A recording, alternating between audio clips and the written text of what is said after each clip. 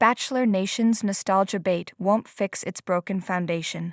The Bachelor franchise's decision to release never-before-seen audition tapes isn't just a fun trip down memory lane, it's a calculated distraction from its systemic failures. While fans might enjoy reliving the early moments of stars like Hannah Brown, Tyler Cameron, and Gabby Windey, these clips are a band-aid on a bullet wound. The franchise's problems run far deeper than nostalgia can fix, and no amount of charming audition footage can erase the toxicity, poor vetting, and broken relationships that have come to define Bachelor Nation in recent years. Selective nostalgia ignores the franchise's dark side. It's no coincidence that the tapes being released feature only the most beloved, unproblematic contestants. Where are the audition tapes of the controversial leads and contestants who later faced serious allegations? The franchise wants us to remember the fairy tale beginnings, not the messy, often disturbing aftermath. For every Joey Graziadei or Charity Lawson, there's a Juan Pablo Galavis who infamously told Claire Crawley he loved *****ing her, but didn't like her, or a Clayton Echard whose season imploded after he slept with both finalists before the fantasy suites. Even recent Golden Bachelorette contestant Gil Ramirez had a restraining order filed against him, yet production still cast him. The franchise cherry-picks its success stories while sweeping its failures under the rug.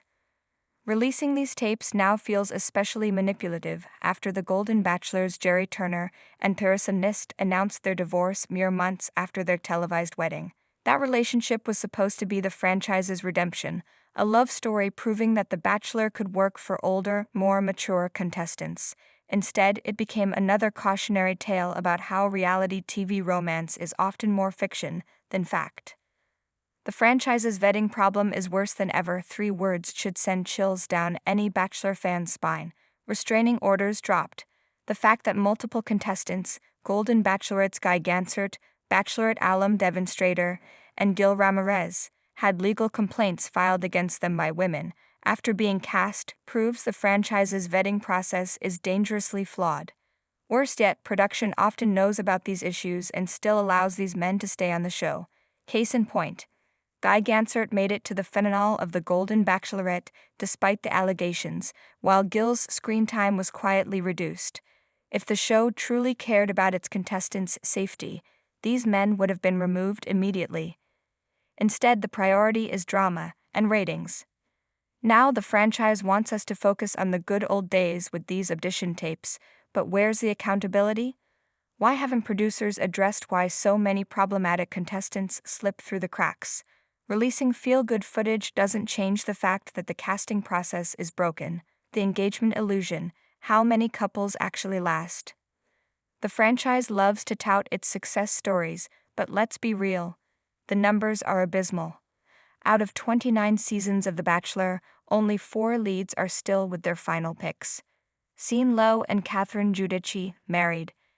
Zach Shallcross and Katie Biggar, engaged. Joey Graziadei and Kelsey Anderson, engaged.